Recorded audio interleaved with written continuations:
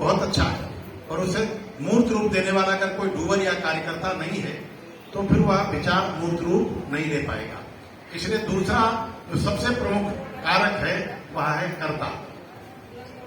अच्छा, विचार भी बहुत अच्छा है, कर्ता भी खड़ा है, परंतु उसे क्रिया विधि का ज्ञान नहीं है, तो फिर विचार और कर्ता के होने के बावजूद उस विचार की सिद्धता में संदेह खड़ा होगा।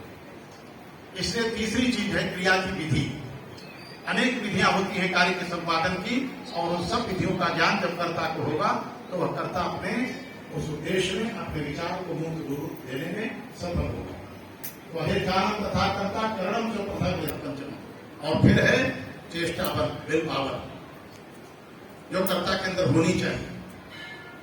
और मैं अर्थशास्त्र का विद्यार्थी, इसलिए मैं कहता हूं कि there are n variables and n-1 are already in equilibrium, then rest one is bound to be there in equilibrium. अगर जितने कारक हैं, 5 कारक बताए गए, विचार, कर्ता, क्रियाविधि, चेष्टा बल और परमात्मा की कृपा, भाग्य, तो मैं कहता हूं कि अगर 5 में से 4 चीजें अनुकूल हो गई, विचार हमारा श्रेष्ठ है, कर्ता ठीक खड़ा हुआ, क्रियाविधि का ज्ञान है, चेष्टा बल है, तो परमात्मा की कृपा अपने आप। तो ये जो विचार यहां था कि हमारा भारतवर्ष, निश्चित तौर पर भारत एक भूखंड है, पर केवल भूखंड नहीं है, भूखंड भी है और भूखंड ही नहीं है।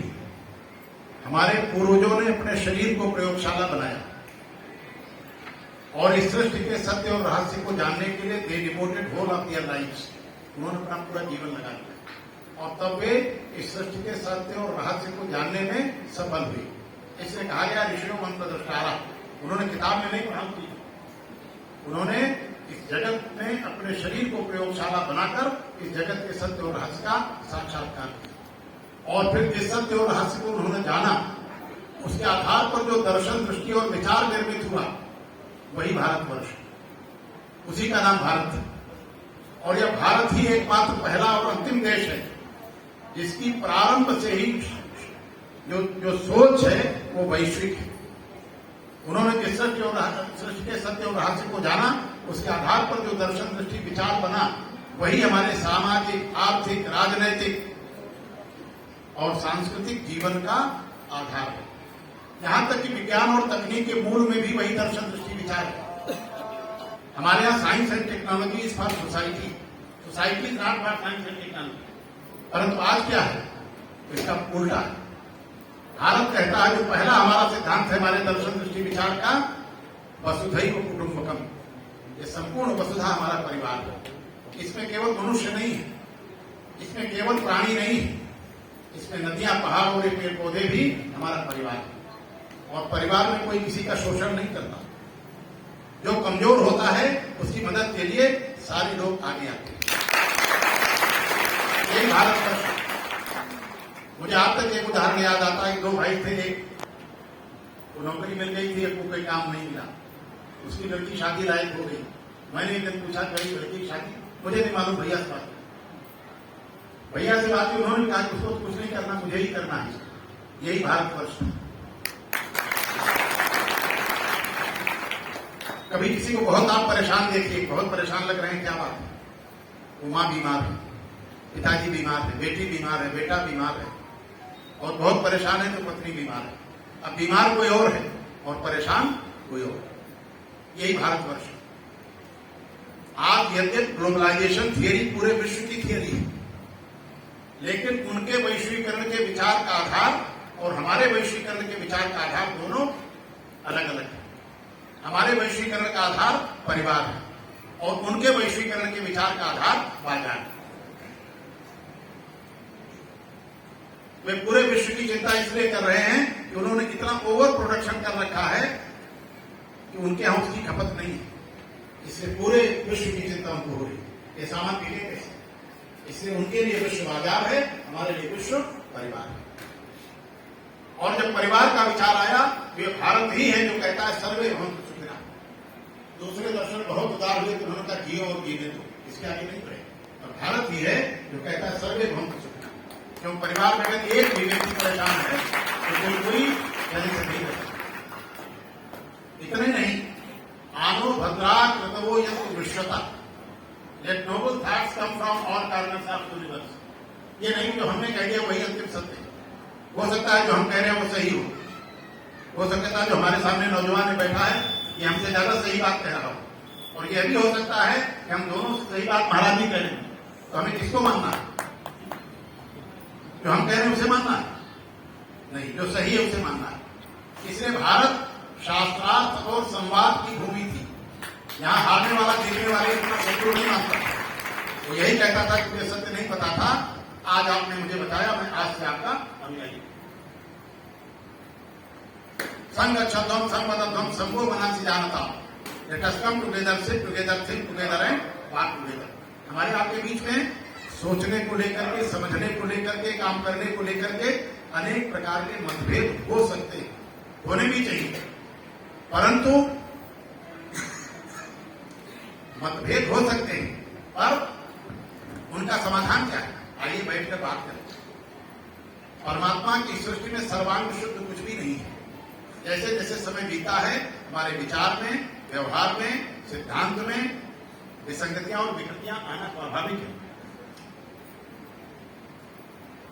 वो हमारे यहां भी आई।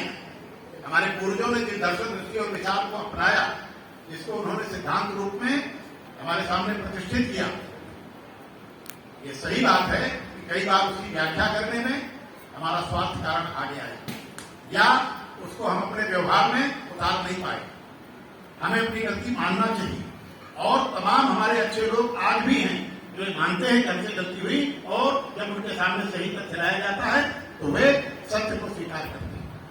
परंतु आज भी दोनों तरह के लोग हैं, और भारत बना रहे यह चिंता हम सब की होनी चाहिए। और इसलिए बुढ़िया माई के दरबार में मैं यह आज प्रार्थना महाराज जी के सामने करना चाहता हूं कि भारतवर्ष बना रहे, इसके लिए हम सब लोगों को यत्न करना चाहिए। यह एक दर्शन है, दृष्टि है, विचार है। मैंने कहा साइंस और टेक्नोलॉजी के पूर्व में भी यही विचार था। आचार्य द्रोण ने अर्जुन को ब्रह्मास्त्र की शिक्षा दी, और अपने पुत्र को ब्रह्मास्त्र की शिक्षा उन्होंने प्रारंभ में नहीं दी। जो को जानते थे कि अर्जुन ब्रह्मास्त्र का दुरुपयोग नहीं करेगा और हमारा पुत्र इसका दुरुपयोग करेगा, इसलिए उन्होंने अश्वत्थामा को पहले ब्रह्मास्त्र नहीं सिखाया। बाद में पुत्र मोह में आकर के उन्होंने उसको ब्रह्मास्त्र सिखाया और उसने उसका दुरुपयोग किया। तो आज इसमें कोई बड़ी बात नहीं है। हम ये हमारे सामने जो भावी भारत बैठा है, 20 साल बाद, 25 साल बाद जो भारत बनेगा वो हम नहीं तय करेंगे। हाँ, हम उसमें आपको अपनी राय दे सकते हैं, पर भारत कैसा बनेगा, क्या बनेगा, ये हमारी जो भावी पीढ़ी बैठी है ये मैं इनकी कोई गलती नहीं मानता हूं महाराज। जो युवा होता है उसको हमेशा उसका मन जो होता है वो सत्य और न्याय के साथ खड़ा होता है, परंतु वो परिपक्व नहीं होता। इसलिए उसे अगर असत्य और अन्याय को भी सत्य और न्याय जैसा दिखा दिया जाए, उसके साथ भी खड़ा हो जाता है। इसलिए गलती हम लोगों की है कि हम अपने युवाओं को वो संस्कार नहीं दे पा रहे हैं जिसकी हमको अपेक्षा है। इनकी कोई गलती नहीं है। सबसे पहले आज हमारे यहाँ ये महिलाएं, ये हमारी बहनें, हमारी माताएं हमारे सामने बैठी हैं। ये भारतवर्ष है जहां मैं बार बार कहता हूं कि यहां महिला और पुरुष बराबर कभी नहीं रहे। आज फिर कहना चाहूंगा, बराबर नहीं रहे। हमारी कुछ बहनें परेशान हो रही, और जिनको प्रकृति ने बराबर नहीं बनाया उनको अगर हम बराबर बनाने की कोशिश करेंगे तो असमानता का सबसे विद्रूप रूप खड़ा होगा जो आप दिख रहा है। To establish equality between unequal things is the worst form of inequality. ये हमारा वाक्य नहीं है, वस्तु का है कि जिनको प्रकृति ने समान नहीं बनाया उनको अगर हम समान बनाने की कोशिश करेंगे तो असमानता का विद्रूप रूप खड़ा होगा जो आप दिख रहा है। हमारे यहाँ महिला और पुरुष बराबर कभी नहीं रहे। अरे कुछ हमारी बहनें चिंतित हो गई, बराबर नहीं रहे तो कोई बड़ा रहा होगा, बहुत बड़ा है। हमको संस्कृत नहीं आती, लेकिन पिताजी के कारण थोड़ा बहुत उन्होंने एक सूत्र बताया, अभ्यरहितम जो वन हुई सुपीरियर इज फर्स्ट। जो श्रेष्ठ होता है उसका नाम पहले आता है। तो भारत में पहला नाम किसका आता है?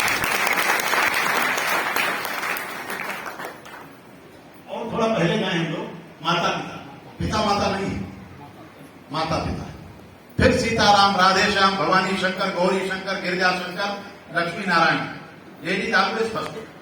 महिला का स्थान हमेशा पहले है। ये भारत का पूरे रामचरित मानस में कौशल्या कुछ नहीं बोलती, जो हो गया सब ठीक। क्यों? क्योंकि ये अधिकार प्रधान देश कभी नहीं रहा, ये कर्तव्य बोध पर आधारित समाज था। और अगर हमें अपने कर्तव्यों का बोध हो तो हमारे पत्रकार बंधु बैठे हुए हैं, किसी को अपने अधिकारों की चिंता करने की जरूरत नहीं। इसलिए हमारा जो बेसिक प्रिंसिपल था हमारी फिलॉसफी का, हमारे दर्शन दृष्टि विचार का, वो क्या है? आत्मना प्रतिकूलानि परेशान न समाचरित। Don't do unto others what you don't like to be done to you. जो बात आपको खराब लगती है वह दूसरों के साथ मत करिए। अगर यह बोध हमें हो जाए, यह कर्तव्य बोध हमें हो जाए, तो फिर किसी को अपने अधिकारों की चिंता करने की जरूरत है? लेकिन नहीं। आज भारत अधिकार बोध पर आधारित समाज है, कर्तव्य बोध पर आधारित समाज नहीं है। इसलिए हमें अगर भारत बनाना है तो इसे कर्तव्य बोध पर आधारित समाज खड़ा करना पड़ेगा, जिसमें कौशल्या कुछ नहीं बोलती, जो हो गया सब ठीक है। लेकिन पुत्र को राजा अभिषेक करके बनवास हुआ तो फिर माता हृदय विद्रोह करता है। और फिर जो कहती है उसे पता लगता कौन बड़ा। जब केवल पितु आय सताता तो जन जाओ जान बड़ी माता। अगर केवल तुम्हारे पिता ने कहा जंगल जाने को तो you need not to go and tell your father that mother has overruled your decision.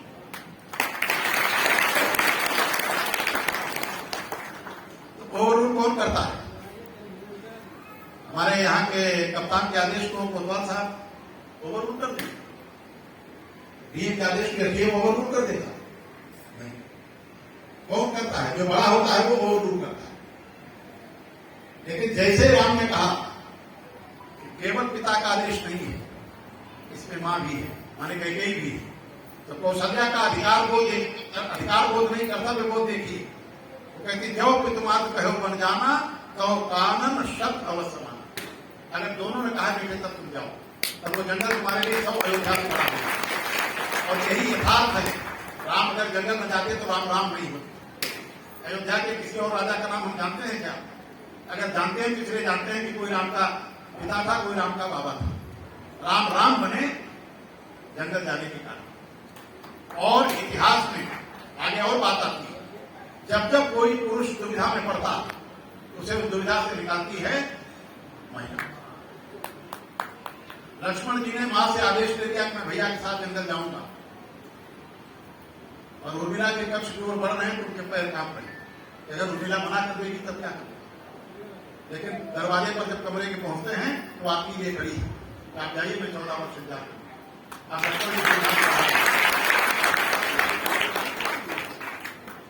उन्हीं लक्ष्मण जी को वीर घात की सांझी लगी है। हनुमान जी पूरा हिमालय लिए चले आ रहे हैं। भरत जी को भ्रम हुआ कि कोई राक्षस अयोध्या को नष्ट करना चाहता है। उन्होंने बाण मारा, हनुमान जी नीचे आ गए। जब भ्रम दूर हो गया तो हनुमान जी कहते हैं जाने दीजिए, नहीं लक्ष्मण जी नहीं बचेंगे। तो अगर आज का भारत रहा होता तो सुमित्रा क्या कहती? पत्नी के लिए बेटे को मरवा दिया। लेकिन वो सुमित्रा क्या कहती? हनुमान जी आप चिंता मत करिए, हमारा एक बेटा और है, वो सवेरे लंका पहुंच जाएगा, राम अकेले नहीं। उनके बगल में खड़ी उर्मिला क्या कहती है? हनुमान जी निश्चित रहिए, आप सूर्य में ये साहस नहीं है कि आपके पहुंचने के पहले वो उदय हो सके। ये भारत में महिला की ताकत है। सूर्य में साहस नहीं है कि आपके पहुंचने के पहले वो उदय हो जाए, आप आराम से जाइए। ये भारत में महिला की ताकत है। और वो लड़ाई लक्ष्मण और मेघनाथ की टीवी नहीं, वो लड़ाई जो सतियों की है। सुलोचना भी सामान्य नारी नहीं है, कोई बहुत बड़ी पतिव्रता सती है। जब कटी हुई भुजा गिरती है उसके आगे तो कहती है माया है, हमारे पति का वध नहीं कर सकता कोई। लोगों का नहीं हो गया तो आई हाथ खुद बताएगा, हमें याद नहीं, महाराज जी आधी याद है, माता जी ने बताया तो आधी में पड़ी याद है। हमारे पति का वध वही कर सकता है, मुझे वरदान मिला, नींद नार भोजन पर हरई ताके हते मोर पत मरे, और ऐसा आदमी कोई है ही नहीं। तो कहा नहीं हो गया तो आई हाथ बताएगा। उसने हाथ में खुद लिखा, हाँ एक व्यक्ति है ऐसा, फिर मारे मोरे मान हम धर्म के भाई। तो जाती है सुलोचना मेघनाथ का सर लेने, वानरों ने थोड़ा मजाक उड़ाया, हर जगह लोग होते हैं अलग अलग तरीके। यहाँ तो लाखों लाख राक्षस मारे गए, कैसे जाने मेघनाथ को। उर्मिला को थोड़ा क्रोध आता है, पर अपने क्रोध पर नियंत्रण करके कहती है आप चिंता मत करिए, वो सब कुछ बताएगा। और कटा हुआ मेघनाथ का सर सुलोचना के सतीत्व के बल पर अट्टहास करने लगता है और वो लेकर के आके सती हुई। ये भारतवर्ष, हमने जो इतिहास में कोई आज तक ऐसा महापुरुष नहीं पढ़ा जिसके पीछे में गौर से देखता हूं तो मुझे कोई महिला खड़ी दिखाई पड़ती। आज हमारे मित्र अगर ये सब काम कर रहे हैं तो मैं बिना कुछ जाने कह सकता हूं कि इनके पीछे श्रीमती शिवानंद सिंह सिपाही मनोबल है, उनकी साधना है और उनकी तपस्या। अगर हमें भारत को भारत बनाना है, और एक बात और कह के अपनी बात में पूरी करना चाहूंगा, समय बहुत हो गया महाराज जी। जब सब देवता पराजित होते हैं और हाहाकार मचता है रक्षा करो रक्षा करो रक्षा करो, तो जो शक्ति प्रकट होती है उसका स्वरूप पुरुष का नहीं, वो भगवती दुर्गा है, वो बुढ़िया माई की प्रेरणा शक्ति से उत्पन्न भगवती दुर्गा है। इसके सामने शुभ शुभ महिषासुर मंत्र बेटे लड़ते नहीं दिखते, केवल मार खाते दिखते हैं, पर वो रोज शस्त्र नहीं खाते। तब उठाती है जब सब देवता पराजित होते हैं। आज भी वही स्थिति समाज की हो रही है। हम लोग पूरी तरह से अब एक तरह से निराश हैं। आप लोग आगे आइए और भारत को बचाइए।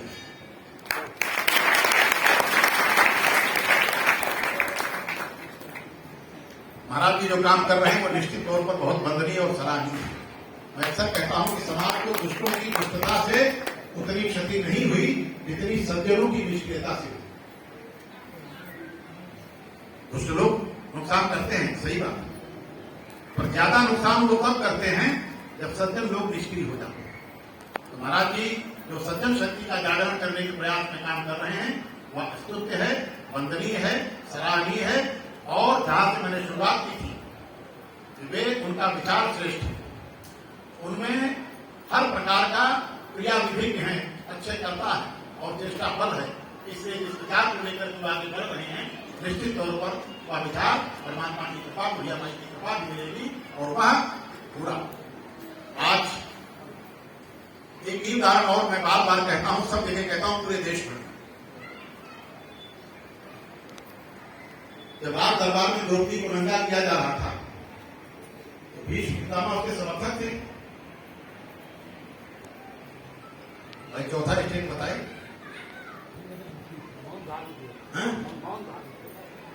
अंदर से बहुत पीड़ित और दुखी थे। द्रोणाचार्य भी समर्थक नहीं थे। हाँ, कर्ण समर्थन कर रहा था, दुशासन नंगा कर रहा था और दुर्योधन नंगा करा रहा था। और सबसे पहले सरसैया पर कौन लिटाया गया? फिर द्रोणाचार्य, फिर कर्ण और दुर्योधन सबसे बाद में। तो सबसे पहले किसका नंबर आएगा? जो मौन है। भीष्म पितामह सरसैया पर बड़े करा रहे हैं और भगवान कृष्ण मुस्कुरा रहे हैं। तो भीष्म ने कहा प्रभु ये मैं क्या देख रहा हूं? जब जटायु आपकी गोद में बड़ा हंस रहा था तो आप रो रहे थे और मैं करा रहा हूं और आप मुस्कुरा रहे हैं। उन्होंने कहा पितामह ये सही है। जटायु में जानता था कि वो रावण से युद्ध नहीं कर पाएगा, वो मारा जाएगा। इसके बाद भी एक महिला की अस्मिता और प्रतिष्ठा के लिए उसने अपने प्राण दान कर दिए। इसलिए वो हमारी गोद में बड़ा हंस रहा था और मैं रो रहा था। आप जैसा व्यक्ति केवल खड़ा हो जाता, कुछ बोलने की भी जरूरत नहीं थी। तो दुर्योधन, दुशासन, कर्ण नहीं, तीनों लोगों में किसी की हिम्मत नहीं थी तो द्रौपदी को देखा। और द्रौपदी नंगी की जा रही थी और आप सब झुकाए बैठे थे। क्यों? क्योंकि आपको प्रतिज्ञा ज्यादा प्रिय थी, सत्य और न्याय नहीं। इसलिए वो हमारी गोद में बड़ा हंस रहा था और मैं रो रहा था और आप करा रहे हैं तो मुझे हंसी आ रही। इसलिए हम लोग सब लोग विचार करें, महाराज जी जो काम कर रहे हैं वो निश्चित तौर पर हमारी पीढ़ियां भारत को जाने, उसको समझें और उसके हिसाब से अपना आचरण करना सुनिश्चित करें। तो फिर केवल भारत की समस्याओं का समाधान नहीं होगा, पूरे विश्व की समस्याएं आज इस तरह की खड़ी हुई हैं। हम सब लोग देख रहे हैं यूक्रेन और रूस के बीच जो हो रहा है, क्या उसका कोई कारण है?